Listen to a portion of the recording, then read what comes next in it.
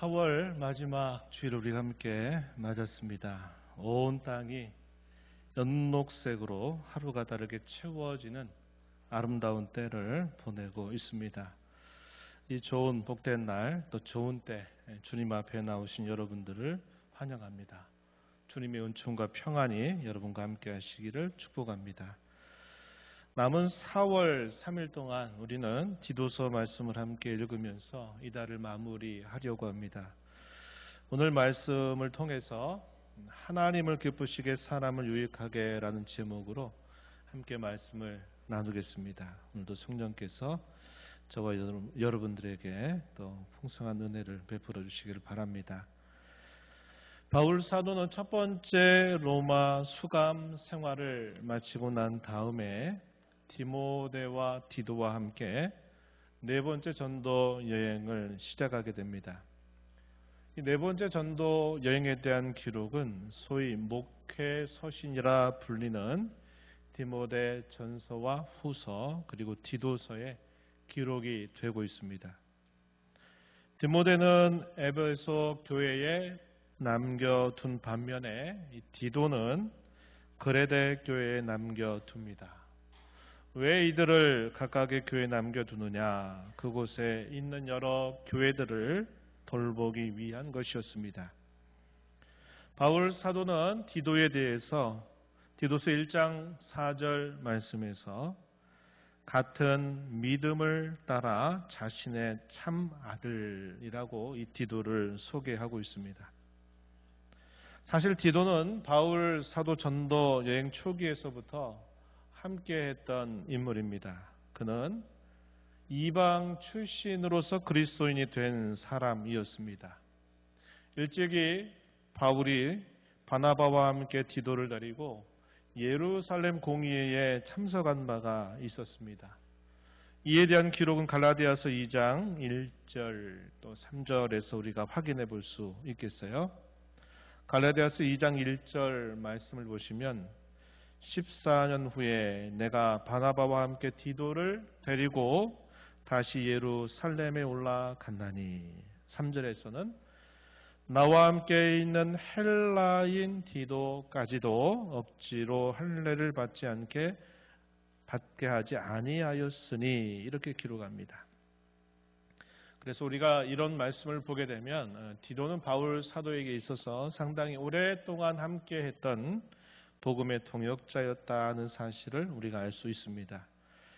당시에 할례를 받아야 한다라고 주장했던 유대주의자들과 논쟁을 할 때 바울 사도는 일부러 이 디도를 함께 데리고 간 것입니다. 그리고 그를 일부러 그리스도인이 되었지만 할례를 받지 않도록 했습니다. 거기엔 분명한 이유가 있었던 것이죠. 그리고 이렇게 시간이 흘러 후에는 이 디도가 고린도 교회에 파송을 받아서 또 사도가 부탁한 여러 가지 일들을 처리하는 때도 있었다 합니다. 고린도후서 8장 23절 말씀에서 바울 사도는 고린도 교회 디도를 이렇게 소개한 바가 있습니다. 나의 동료요, 너희를 위한 나의 동역자요, 우리 형제들로 말하면 여러 교회의 사자들이요 그리스도의 영광, 이렇게 디도를 고린도 교회 송구에 하기도 했습니다. 사도가 그를 어떻게 여기는가 우리가 잘 살펴볼 수 있는 대목이 될 것입니다. 그리고 나서 조금 전 말씀드렸던 것처럼 네 번째 전도 여행 가운데 디도와 함께 동행을 하다가 이 디도를 그레데 섬에 남겨두고서 그곳에 있는 여러 교회들을 돌보게 한 것입니다. 그레데 교회를 섬기고 난 다음에 그는 또 훗날 다른 사역을 위해서 또 다른 곳으로 이동을 하게 됩니다. 이게 초대교회의 복음의 일꾼들이 대부분 그들이 행했던 여러 모습들임을 우리는 확인할 수 있겠습니다. 바울 서신 가운데 가장 마지막 기록된 성경 디모데후서 4장 10절 말씀에 보면은 이 디도가 어디로 갔는가 알려주냐면 달마디아라고 하는 지역으로 갔다. 다른 사역을 위해서 이 그레데 교회를 섬겼던 이 디도가 또다시 다른 곳으로 옮겨서 다른 지역에 있는 하나님의 교회를 돌봤다, 이렇게 소개를 해줍니다. 그러면 디도가 돌보도록 남겨두었던 이 그레데 교회는 어떤 교회였는가를 함께 잠시 생각해 봅니다. 우선 먼저 기본적으로 우리가 염두에 두어야 할 것은 신약 성경에 등장하고 있는 교회는 단순히 오늘날 우리가 생각하는 것처럼 하나의 교회를 말하지 않습니다. 그것은 오늘날의 노예 개념과 같은 교회들이다, 이렇게 우리가 이해를 해야 하겠습니다. 말씀을 좀 설명해 드리면 지역에 하나의 교회가 있었던 것이 아니다, 이 말입니다. 예를 들어 그레데 교회 하나가 딱 있어서 그것이 세워진 것이 아니라 그레데 섬 전체 곳곳에 세워져 있는 교회들 전체의 연합체를 두고 그레데 교회다, 이렇게 부르고 있다, 이 말입니다. 예를 들어서 에베소 교회도 마찬가지요, 빌립보 교회도 마찬가지요, 골로새 교회도 마찬가지입니다. 그래서 성경에 등장하고 있는 이런 교회들은 오늘날로 말하면 하나의 교회가 아니라 노회를 뜻하고 있다, 이렇게 여러분들이 이해를 하시면 좋겠습니다. 그레데는 바울 사도가 로마로 압송될 때 경유했던 섬이었습니다. 바울 사도가 세 번째 전도 여행을 마치고 예루살렘으로 돌아가자 많은 대적들이 그를 기다렸다가 고소하고 그를 박해하게 되었습니다. 그때 바울 사도는 어떻게 하느냐면 로마의 시민권을 가지고 있었기 때문에 가이사에게 이 재판을 의뢰한다, 이렇게 하게 되면서 그가 로마로 향하게 되었던 것입니다.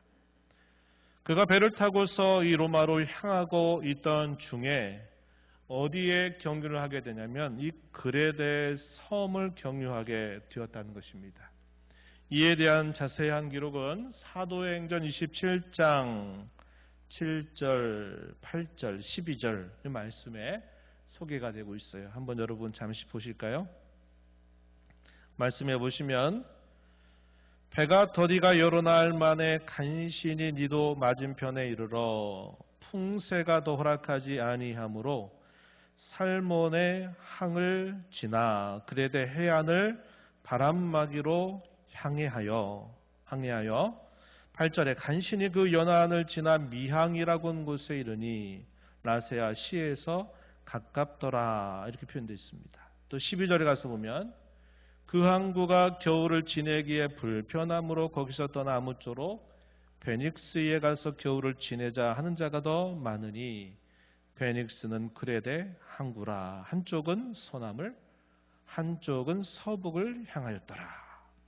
그레데 섬에 당도했을 때 그에 대한 설명이 우리가 읽은 말씀에서 나타나고 있다는 겁니다. 그레데의 섬, 오늘날의 명칭으로는 크레타 섬, 이렇게 알려져 있는 곳인데요. 이 그레데 섬 동쪽에는 살몬의 항이 있었습니다. 살몬의 항이 있고 중앙에는 미항이 있고요. 서쪽은 베닉스 항이 있었습니다. 살몬의 항에 도착을 한 그 배가 미항을 거쳐서 이 미항에 있을 때 바울 사도는 뭐라고 이야기하냐면 그의 경험상 겨울을 지내고 난 다음에 옮겨가는 게 좋겠다라고 권유를 하지만 사람들이 그의 말을 듣지 않습니다. 왜냐하면 이 미항이라고 하는 곳에 있을 때는 거기가 거주하기가 여러 불편함이 많았다 하는 것이었어요. 그래서 어떻게 하냐면 미항에서 출발을 해가지고 베닉스항으로 가려고 했습니다. 베닉스 아까 소개한 것처럼 이 그레데 섬의 서쪽에 위치하고 있는 항구였어요. 이곳이 상당히 좋은 곳으로 여겨졌기 때문에 그곳에서 겨울을 보낸 다음에 로마로 향하려고 했던 것입니다. 그런데 우리가 잘 아는 바와 같이 이 미항에서부터 서쪽에 있는 베닉스항으로 가려고 했는데 유라 불로 광풍이 그곳에 불어 닥치게 되면서 갈 길을 잃어버리게 되었고 2주간 동안 14일 동안 배가 거의 난파가 되고 파손이 되면서 그들이 살 생명조차도 보장받을 수 없는 위험에 처하게 된 겁니다. 하나님의 도우심으로 그들이 2주 만에 한 섬에 도착했어요. 전혀 목적하지 않았던 곳이었습니다. 거기가 멜리데라고 하는 섬이었어요. 이 멜리데 섬에서 3개월을 보내고 난 다음에 바울 사도가 마침내 로마로 향하게 된 것입니다. 바로 그런 과정에서 이 그레데 섬에서 경유를 했던 그런 경험이 있었던 것이죠. 그가 로마의 수감 생활을 마치고 난 다음에 그의 동료들과 함께 4번째 전도 여행을 하면서 또다시 이 그레데 섬을 찾았습니다. 이때는 목적이 달랐어요. 왜 이 섬을 찾았을까요? 이곳에 복음을 전해서 이곳에도 하나님의 교회가 세워지기를 기대하는 마음을 가지고 동역자들과 함께 이 그레데 섬을 찾아간 것입니다. 바울 사도는 그곳에서 복음을 전하죠. 그리고 전하고 난 다음에 자기는 다른 곳으로 옮겨가면서 그의 동료였던 디도를 이 그레데에 남겨두고 그곳에 있는 여러 교회들을 돌보게 한 것이었습니다. 그렇다면 그렇게 한 목적이 무엇일까요? 그게 2가지입니다. 하나는 그 곳곳의 교회에 장로들을 세우는 것이었고, 또 하나는 모든 계층의 성도들, 즉 나이가 많은 성도로부터 젊은 이들, 그리고 어쨌든 여러 교회를 이루고 있는 여러 다양한 계층들에게 어떻게 살아야 될지를 권면하게 하기 위한 목적으로 그곳에 남겨두었다 하는 것입니다. 디도서 1장 5절 말씀을 보시면 이렇게 표현되어 있습니다. 내가 너를 그레데에 남겨둔 이유는 남은 일을 정리하고 내가 명한 대로 각 성에 장로들을 세우게 하려 함이다. 이렇게 분명하게 목적을 알려주었습니다. 못다 했던 일들을 내가 남아서 잘 마무리 지어라 하는 것과 그 그레데 섬의 각 성들을 찾아가서 그곳의 교회의 장로들을 세우라고 부탁을 한 것이죠. 여기서 말하는 장로는 우선적으로 치리장로, 곧 목사를 의미하고 있다는 겁니다. 이들은 맡은 직무에 따라서 때로는 감독이라 이렇게 불려지기도 했습니다. 교회의 목회자를 세우는 것은 가장 중요한 일이었기 때문에 바울 사도가 또 다른 곳으로 복음을 전하기 위한 목적상 자신이 더 오랫동안 거주하기가 힘들었던 거예요. 그래서 디도를 그곳에 남겨두었다 하는 것입니다. 교회의 지도자 목사를 세운 데 있어서 필요한 자질들에 대해서 바울 사도는 디도서 1장 6절로부터 9절에 소개를 해줍니다. 그 내용을 간단하게 요약을 하면 교회 가운데 목사의 직분을 맡을 자들은 가정의 가장으로서 그들이 갖춰야 할 기본적인 자질 6절에 소개하고요. 교회의 일꾼으로서 사람들에 대하여 어떠한 자질을 가져야 되는지 7절과 8절에서 소개해 줍니다. 특별히 그가 맡은 하나님의 말씀을 맡은 자로서 그에게 요구되는 일들에 관해서는 9절에서 소개를 해줍니다. 오늘 설교 목적이 이 내용들을 소개하는 것이 아니기 때문에 간단하게 짚고 넘어가고자 하는 거예요. 다음으로 사도는 모든 계층의 성도들에게 권면할 것을 촉구하는데 그 권면의 내용은 디도서 2장 1절로부터 10절에 길게 소개되고 있습니다. 교회 가운데 나이가 많은 남자들에 대해서는 2절에서, 나이가 많은 여자들에 대해서는 3절과 5절에서 어떻게 권면하여라 이렇게 말합니다. 특별한 하나의 내용들은 나이가 있는 여자가 젊은 여자를 권면하도록 하라 하는 이런 지침이 표현이 되어 있고요. 6절과 8절의 내용에서는 젊은 남자에게 권하는 내용들, 그리고 마지막에 종들에 관하여 권면하는 내용들이 디도서 2장 9절, 10절 내용의 표현이 되고 있어요. 역시 이것도 오늘 설교의 목적이 아니기 때문에 간단하게 이렇게 짚고 넘어가겠습니다. 이것이 바울 사도가 디도를 남겨두었던 중요한 목적이었다는 겁니다. 장로를 세우고 교회를 이루는 모든 계층들의 성도들을 향하여 권면하는 내용들이 쭉 소개되는데 그 내용들을 크게 두 가지로 요약해 볼 수 있어요. 곧 바른 교훈과 그것에 기초한 선행에 힘쓰게 하라고 하는 것이었습니다. 그것은 목회자가 될 사람에게 뿐만 아니라 교회를 이미 이루고 있는 모든 성도들을 향해서 권면하라고 하는 두 가지 핵심적인 내용이었다는 것입니다. 이렇게 권면하는 이유는 당시 이 그레데 교회가 처해져 있는 문제 때문이기도 합니다. 그 문제가 무엇인가 한마디로 요약을 하면 거짓된 교훈 혹 이단들이 그곳에 많이 있었다고 하는 사실이죠. 거짓된 교훈들이 무엇인가를 좀 살펴보면 이 디도서를 통해서 우리가 몇 가지로 정리해 볼 수 있겠습니다. 첫 번째 등장하고 있는 사람들은 할례파랍니다. 할례파. 디도서 1장 10절과 11절 말씀에 보시면 소개되고 있는데요. 불순종하고 헛된 말을 하며 속이는 자가 많은 중 할례파 가운데 특히 그러하니 그들의 입을 막을 것이라. 이렇게 경계를 해주고 있습니다. 이 할례파 뭘까요? 유대주의자들입니다. 제가 초두에 여러분들에게 말씀해 드렸던 디도를 바울이 바나바와 함께 예루살렘에 데려갔던 주요한 이유 중에 하나가 그 당시에 보편적으로 주장했던 하나의 가르침이 이 유대주의자들의 가르침이었어요. 그게 뭐냐면 누구든지 예수님을 믿어도 반드시 할례를 받아야 된다라고 주장했던 것입니다. 할례를 받는다라고 하는 말은 모세의 율법을 반드시 지켜야만 된다라고 말한 것과 같은 뜻이었어요.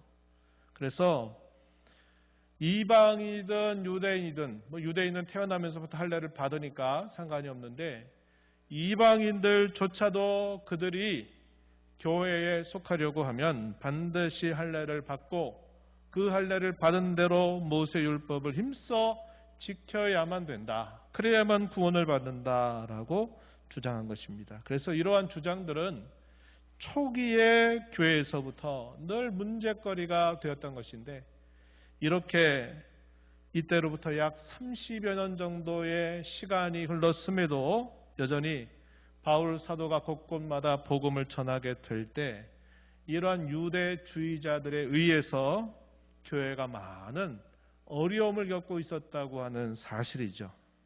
그 부분에 대해서 지적을 하고 있는 것입니다. 두 번째는 유대인의 허탄한 이야기와 진리를 배반하는 사람들을 소개합니다. 디도서 1장 14절 말씀에 유대인의 허탄한 이야기와 진리를 배반하는 사람들의 명령을 따르지 않게 하려 함이라 이렇게 말한 바 있어요. 이 유대인 거짓 교사들의 말은 결국 사도들이 전한 진리에 무엇을 섞어버리거나 아니면 거기에서부터 무엇을 빼거나 무엇을 덧붙여서 사도들이 전한 그 가르침을 왜곡시켰던 것입니다. 하지만 진리라고 하는 것은 순수해서 거기에 무엇을 더하거나 또 빼거나 섞을 수 없는 것이다 하는 사실이죠. 디도서 1장 14절 말씀에서 이렇게 표현합니다.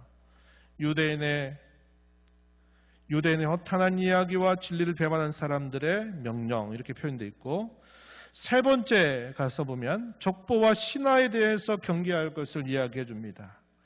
이것이 무엇을 말하는지 정확하게 파악하기는 어려워요. 이런 표현들이 바울 서신 여러 곳에 등장이 되지만 그것이 무엇을 말하는가에 대해서는 명확하게 사도가 설명하지 않아요. 당시에는 보편적으로 있었던 이야기지만 그게 기록으로 우리에게 잘 남겨지지 않는 한 우리가 정확하게 파악하기는 어려움이 있습니다. 디도서 3장 9절로 10절 말씀에 이렇게 말했어요. 그러나 어리석은 변론과 족보 이야기와 분쟁과 율법에 대한 다툼은 피하라. 이렇게 말했고, 또 10절에서는 이란에 속한 사람을 한두 번 훈계한 후에 멀리하라. 이렇게 고면했습니다. 이 멀리한다라는 말은 7일을 행할 것을 이야기하는 말씀입니다. 이와 관련해서 같은 목회 서신 디모데전서 4장 7절에서는 또 이렇게 표현합니다. 망령되고 탄한 신화를 버리고 경건에 이르도록 내 자신을 연단하라. 여기 망령되고 탄한 신화라고 표현되고 있다는 겁니다. 정확하게 무엇을 말하는가는 알기 어려운데 대략적으로 우리가 좀 이해할 수 있는 것은 있어요. 이 그레데 섬은 대체로 무릴서하고 속임수가 만연한 문화를 이루고 있었던 것으로 보여집니다. 디도서 1장 12절 13절에 당시에 속담처럼 받아들여지고 있는 내용들이 있었다 하는 거죠. 그걸 보면 이곳 사람들이 대단히 속이는 것에 아주 익숙한 그런 사람들이었다는 것을 우리에게 보여줘요. 특히 로마 신화에서 등장하고 있는 모든 신들의 왕, 곧 주신인 제우스가 이 그레데 섬 출신이었다 하는 점이 특별합니다. 로마 신화에서 신들은 어떤 존재냐? 반은 사람이고 반은 신입니다. 사람이 신이 된 경우들이었다 이 말이죠. 이 그레데 섬 사람들은 사람들에 대한 제우스의 관대함 때문에 그가 신적인 지위를 얻게 되었다라고 믿고 있었대요. 그래서 이 그레데 섬 사람들이 이런 신화적인 신화적인 신관이 많았다는 겁니다. 그래서 바울 사도는 여기에서 말하는 이런 신과 성경에서 가르치는 유일하고 참되신 하나님과는 분명히 구별되어야 할 필요가 있었다 하는 사실이죠. 그래서 사도는 그러한 일들에 대하여 분명히 경계하라고 디도에게 권면을 하고 있는 것입니다. 마지막으로는 실천적 무신론자들이다 이렇게 정리할 수 있는 대상입니다. 디도서 1장 16절 말씀해 보게 되면 이렇게 표현했어요. 그들이 하나님을 시인하나 행위로는 부인하니 가증한 자요 복종하지 않은 자요 모든 선한 일을 버리는 자다. 이렇게 소개를 해줍니다. 실천적 무신론 이렇게 표현한 이유는 이론상으로 그들의 말로는 하나님이 계시다라고 말은 하지만 그들의 행위와 그들의 삶을 볼 때는 하나님이 안 계신 것처럼 살아가는 그들의 모습을 두고 이것을 두고 실천적 무신론이다 이렇게 표현할 수 있다 하는 것입니다. 이러한 사실들은 상당히 뿌리가 깊다는 것을 우리가 알 수 있습니다. 왜 그럴까요? 우리도 이러한 비난을 받을 수 있기 때문에 그런 겁니다. 하나님의 살아 계심을 고백하고 그분의 섭리를 우리가 믿는다고 말을 하면서도 정작 우리가 말하고 행하는 우리의 삶의 모습들은 하나님이 안 계신 것처럼 그렇게 살아가고 있다면 우리도 이러한 일에 있어서 예외될 수 없을 수 있다 하는 생각을 하게 되기 때문에 그러합니다. 그래서 우리는 이러한 면에서 늘 경계하는 자세를 늘 가져야 된다는 것을 배웁니다. 바울 사도는 당시 그레데 교회가 처해져 있는 이 거짓된 교훈들 때문에 무엇보다도 디도에게 바른 교훈을 강조할 수밖에 없었던 것이죠. 바른 교훈은 디도에게 뿐만 아니라 그의 동역자였던 디모데에 있어서도 대단히 중요한 것이었습니다. 다음에 몇 개의 성경 구절을 통해서 우리가 그 표현을 확인할 수 있겠는데 디도서 1장 9절 말씀에 보면은 사도가 이렇게 말했어요. 밑분 말씀의 가르침을 그대로 지켜야 하리니 이는 능히 바른 교훈으로 권면하고 거슬러 말하는 자들을 책망하게 하려 합니다. 디도서 2장 1절에서도 이 표현이 등장합니다. 오직 너는 바른 교훈에 합당한 것을 말하여, 이렇게 말했습니다. 디모데전서 1장 10절 하반절과 11절에서도 바울 사도가 디모데에게 동일한 표현을 사용합니다. 기타 바른 교훈을 거스르는 자를 위함이다. 이 교훈은 내게 맡기신 바 복되신 하나님의 영광의 복음을 따름이다. 이렇게 말했습니다. 디모데후서 4장 3절에서도 이렇게 말했어요. 때가 이르리니 사람이 바른 교훈을 받지 아니하며 귀가 가려워서 자기의 사욕을 따를 스승을 많이 둘 것이다. 이렇게 말합니다. 그래서 우리가 이 목회의 서신 가운데 이 바른 교훈에 대해서는 디도에게만이 아니라 디모데에게 있어서도 대단히 강조하고 있다는 것을 우리가 확인할 수 있는 겁니다.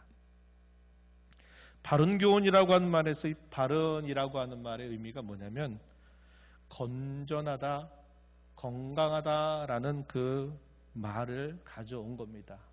의학적인 용어를 채용한 거예요. 그래서 바르다라는 말은 건전하다, 건강하다라는 뜻을 우리에게 전달해 주고요. 교훈이라고 하는 말 대신에 우리가 다른 말로 교리라고 하는 말을 사용할 수 있어요. 그래서 이 바른 교훈이라고 하는 말은 다르게 말하면 건전한 교리, 이것을 뜻하는 말로 이해해도 됩니다.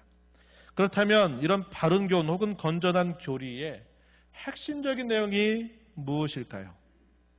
한마디로 말하면 그것은 은혜의 복음이다 하는 사실입니다. 이 은혜의 복음에 대한 내용이 이 디도서에서 2번씩이나 소개가 되고 있습니다. 디도서 2장 11절부터 14절 내용, 또 디도서 3장 4절로부터 8절 내용에 이 건전한 교훈 혹은 건전한 교리의 가장 핵심이 무엇인가를 바울 사도가 분명하게 설명해 주고 있다 하는 겁니다. 이게 굉장히 중요한 구절입니다. 디도서 2장 11절부터 14절 말씀 한번 여러분 같이 우리 함께 소리내어 읽어볼까요? 앞에 스크린을 보시고 한번 천천히 말씀을 읽어봅니다. 모든 사람에게 구원을 주시는 하나님의 은혜가 나타나 우리를 양육하시되 경건하지 않은 것과 이 세상 정욕을 다 버리고 신중함과 의로움과 경건함으로 이 세상에 살고 복스러운 소망과 우리의 크신 하나님 구주 예수 그리스도의 영광이 나타나심을 기다리게 하셨으니 그가 우리를 대신하여 자신을 주심은 모든 불법에서 우리를 속량하시고 우리를 깨끗하게 하사 선한 일을 열심히 하는 자기 백성이 되게 하려 하심이라. 아멘. 이 구절이 굉장히 중요한 구절입니다. 바른 교훈의 핵심을 바울 사도가 직접 설명해 주고 있는 구절들이라 하는 거예요. 뭐라고 말합니까? 모든 사람에게 구원을 주신 하나님의 은혜가 나타났다. 그래서 그 은혜가 우리를 양육하는데 그 양육의 내용은 한편으로는 버리는 내용들, 또 한편으로는 채우는 내용들에 대해서 소개해 줍니다.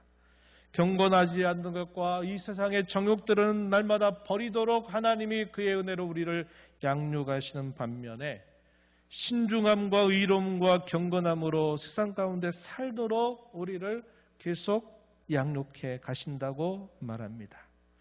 또한 우리가 이 땅에 살면서 복스러운 소망, 우리 주 예수 그리스도의 영광이 나타나심을 날마다 기다리며 살도록 우리를 양육해 가신다고 말합니다. 이렇게 하시는 궁극적인 목적이 뭐냐? 14절 읽은 말씀처럼 선한 일, 곧 선행을 열심히 하는 자기 백성이 되게 하실 목적으로 이렇게 하셨다. 이것이 바울 사도가 소개하고 있는 이 바른 교훈의 핵심적인 내용이다 하는 겁니다. 그러면 디도서 3장 4절로부터 8절에 있는 내용 한번 여러분 들어보세요. 제가 천천히 한번 읽어보겠습니다. 우리 구주 하나님의 자비와 사람 사랑하심이 나타날 때 우리를 구원하시되 우리가 행한 바 의로운 행위로 말미암지 아니하고 오직 그의 긍휼하심을 따라 중생의 씻음과 성령의 새롭게 하심으로 하셨나니 우리 구주 예수 그리스도로 말미암아 우리에게 그 성령을 풍성히 부어 주사 우리로 그의 은혜를 힘입어 의롭다 하심을 얻어 영생의 소망을 따라 상속자가 되게 하려 하심이라. 그 목적에 대해서 뭐라고 말하느냐? 8절 마지막 부분에 보니까 이렇게 말합니다. 이는 하나님을 믿는 자들로 하여금 조심하여 선한 일, 곧 선행을 힘쓰게 하려 함이라. 이것은 아름다우며 사람들에게 유익하다. 이렇게 말해 주는 겁니다. 우리가 구원받게 된 사실, 우리가 이 땅에 살면서 하나님의 은혜로 양육을 받게 되는 이 사실은 다 그분의 은혜와 사랑으로 우리에게 주어지는 선물이다 하는 사실을 우리에게 가르쳐 주는 겁니다. 여기에는 사람의 어떤 행위나 노력의 여하에 따라서 이것이 이루어졌다가 또 이루어지지 않는 것이 아니라 그분의 은혜로 그의 자비하심을 따라 이루어진 일이다. 이렇게 하나님께서 그의 은혜로 구원하시고 양육하시는 궁극적인 목적은 구원받은 모든 신자들이 선을 행한 일에 힘쓰게 하려 하시려고 이렇게 하나님이 하셨다. 이것을 말해주고 있는 것입니다. 이 내용들이 대단히 풍성한 내용들을 담고 있지만 오늘 설교의 목표가 이건 아니기 때문에 여러분들이 나중에 좀 자세하게 읽어보시면 좋겠습니다. 거짓된 교훈, 이단에 맞서기 위해서 사도가 바른 교훈을 대단히 강조했는데 이것에 강조하는 것과 함께 또 하나 강조하는 중요한 것이 있습니다. 그것이 뭘까요? 금방 우리가 읽었던 말씀처럼 선행에 힘쓰라고 하는 교훈이다 하는 겁니다. 우리가 조금 전에 읽었던 디도서 2장 14절에 선한 일을 열심히 하는 자기 백성이 회개하려 하십니다. 디도서 3장 8절에서도 우리가 선한 일을 힘쓰게 하려 합니다 하는 표현을 읽었는데 디도서 3장 1절에서도 그 표현을 건네줍니다. 너는 그들로 하여금 통치자들과 권세 잡은 자들에게 복종하며 순종하며 모든 선한 일 행하기를 준비하게 하라. 선한 일, 선행을 행하도록 준비하게 하라. 이렇게 권면하고 있다 하는 겁니다. 선행은 필연적으로 바른 교훈에 근거하는 것입니다. 그것은 은혜의 복음에 대한 열매요 결과인 것입니다. 바울 사도는 장로의 자질에 있어서뿐만 아니라 교회를 이루는 모든 계층의 성도들에게 권면할 때조차 이 부분을 대단히 강조하고 있는 것입니다. 장로의 자질에 관하여서는 디도서 1장 9절에서 권면한 것처럼 이는 능히 바른 교훈으로 권면하고 거슬러 말하는 자들을 책망하게 하려 함이라 이렇게 말했죠. 모든 계층의 성도들에 있어서는 디도서 2장 5절, 7절, 8절에서 이렇게 말합니다. 디도서 2장 5절 하반절 말씀에 보면 이는 하나님의 말씀이 비방을 받지 않게 하려 함이다. 또 7절과 8절 내용에 보시면 뭐라고 얘기하냐면 범사에 내 자신이 선한 일에 본을 보이며 교훈에 부패하지 아니함과 단정함과 책망할 것이 없는 바른 말을 하게 하라. 이는 대적하는 자로 하여금 부끄러워 우리를 악하다 할 것이 없게 하려 함이다. 이렇게 말해주고 있습니다. 선행이 동반되지 않는다면 바른 교훈이라도 비난을 피할 수 없는 겁니다. 바른 교훈도 가려지게 되는 것이죠. 오늘날 교회 모습이 어떠합니까? 오늘날의 교회에 바른 교훈이 사라지고 있다고 하는 것이 큰 문제거리가 되었습니다. 코로나 전에 한참 이단들이 막 창궐하고 있는 그때 교회들마다 다시 복음으로 돌아가야 된다고 모토를 외치면서 이단들에 맞서야 될 것을 막 강조했던 때가 우리 한국교회도 있었던 것을 우리가 기억하죠. 교회 나와서 교회당에 와서 그저 위로받고 잘 된다고 복 받는다고 하는 말을 계속 들려주는 것은 바른 교훈에 합당한 것이 아닌 것이죠. 그것 못지않게 또 하나 큰 문제가 뭐냐면 그 바른 교훈을 뒷받침해 주는 선행이 성도들에게서만 아니라 심지어 목사에게서도 오늘날 결여되고 있는 것은 오늘날 우리에게 큰 문제거리가 된다 하는 것입니다. 대부분 교회가 세상 사람들로부터 비난받는 것은 일반 사람들이야 뭐 진리에 대한 걸 뭘 알겠습니까? 그들이 비난하는 이유가 하나죠. 예수 믿는 사람이 도대체 왜 그래? 예수 믿는다고 말하는 목사가 도대체 왜 저렇게 한단 말이야? 왜 믿는 사람들이 저렇게 말은 잘하면서도 왜 저렇게 안 하고 있는 거지? 하는 것이 비난거리가 되고 있는 거죠. 이단들로부터 공격받는 건 뭘까요? 그들이 성경에 대해 잘못 알고 있다고, 잘못 믿고 있다고 하는 비방 아닙니까? 그거야 우리가 진리를 잘 보존하면 되지만 우리가 바른 진리를 갖고 있다고 하더라도 저와 여러분이 교회를 이루는 모든 신자들이, 모든 계층에 속해 있는 성도들이 이런 바른 교훈에 합당한 선행이 따르지 않는다면 사람들에게는 다 도매급으로 다 버림받게 되는 일들이 따라오게 된다 하는 것입니다. 그래서 바울 사도는 이 점을 이 그레데 교회에 남겨둔 디도에게 너는 힘써 교회에서 이것을 가르쳐라. 이게 정말 중요하다. 이렇게 힘주어 말하고 있는 것입니다. 우린 지금까지 바울 사도가 디도에게 부탁한 것, 곧 그레데 교회에서 감당할 임무가 무엇인지, 당시 교회가 처한 문제에 대해서 바른 교훈과 선행으로 맞서야 할 것에 대하여 우리가 함께 생각해 보았습니다. 사실상 사도의 당부와 권면은 오늘 저희가 살고 있는 우리의 교회에도 역시 마찬가지로 요구되고 적용되는 말씀이 될 것입니다. 오늘도 저는 세 가지 적용점을 여러분과 나누면서 말씀을 마무리하고자 합니다. 첫 번째는 사탄이 교회를 쓰러뜨리는 방식을 조심하자고 하는 겁니다.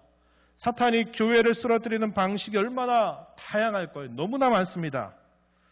눈에 보이는 것들, 예를 들어 교인수나 재정이나 봉사, 활동 등 이런 것들을 못하게 방해하는 것 경우도 있겠지만 좀 더 근본적인 공격 방식이 있는 겁니다.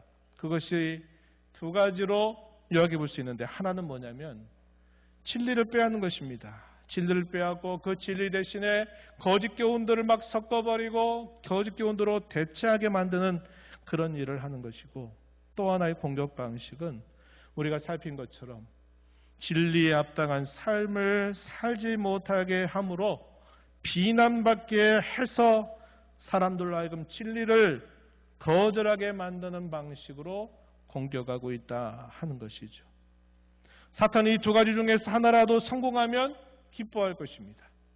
교회는 이 두 가지 중에 하나라도 그걸 지켜내지 못하면 교회는 어려움을 겪게 될 것입니다. 그러하기에 저와 여러분은 이 두 가지를 항상 주의하며 힘써야 한다는 것입니다. 두 번째, 건전한 교훈과 선행의 일치가 대단히 중요하다는 것입니다. 이것은 첫 번째 적용점에 자연스럽게 이어지는 것입니다. 이것은 성도 각각 바로 우리 자신들에게만 아니라 우리가 함께 이루는 교회 전체에 매우 중요한 이슈라는 것입니다. 이것이 이단이나 거짓된 가르침에 맞서 싸우는 자세일 뿐만 아니라 우리가 어떻게 하면 이 땅에 살면서 건강한 교회를 세워나갈까 할 때도 우리에게 요구되는 중요한 자세라는 것입니다. 이 시간 여러분 한번 되물어 보시기 바랍니다. 나는 바른 교훈에 굳게 서 있는가? 나는 그것을 뒷받침하는 선행에 힘쓰는 삶을 살고자 하는가? 살고 있는가? 이런 질문입니다. 우리가 이루는 교회가 과연 바른 교훈에 굳게 서 있는가를 또 물어보고 우리가 이루는 교회가 과연 이러한 선행을 힘써 행하려고 애를 쓰고 있는가도 역시 우리에게 중요한 물음이 된다 하는 것입니다. 마지막으로 교리와 선행이 일치하게 될 때 그것이 하나님을 기쁘시게 하고 사람을 유익하게 한다고 하는 것입니다. 오늘 설교의 제목대로 하나님을 기쁘시게 사람을 유익하게 하는 것은 구원받는 저와 여러분을 향한 하나님의 뜻입니다. 구원받은 자의 삶의 목적이라고도 말할 수 있는 것이죠. 우리는 바른 교훈을 선행으로 빛나게 함으로 하나님을 기쁘시게 할 수 있습니다. 디도서 2장 10절에 이렇게 말했어요. 이는 범사에 우리 구주 하나님의 교훈을 빛나게 하려 함이다. 이런 표현을 했습니다. 동시에 그것이야말로 아름다운 것이고 사람들을 유익하게 해주는 것이다. 이렇게 말할 수 있는 겁니다. 우리가 읽은 본문 8절 하반절에 이렇게 표현했죠. 이는 하나님을 믿는 자들로 하여금 조심하여 선한 일을 힘쓰게 하려 함이라. 이것은 아름다우며 사람들에게 유익하다. 이렇게 말해주고 있습니다. 오늘 설교의 제목을 여러분 꼭 기억하십시오.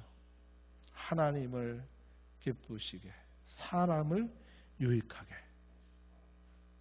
이것을 늘 저와 여러분의 가슴에 깊이 새기면서 그렇게 살기 위해서 건전한 교훈과 선행에 힘써 살기를 다시 한번 다짐하는 저와 여러분이 되기를 바랍니다.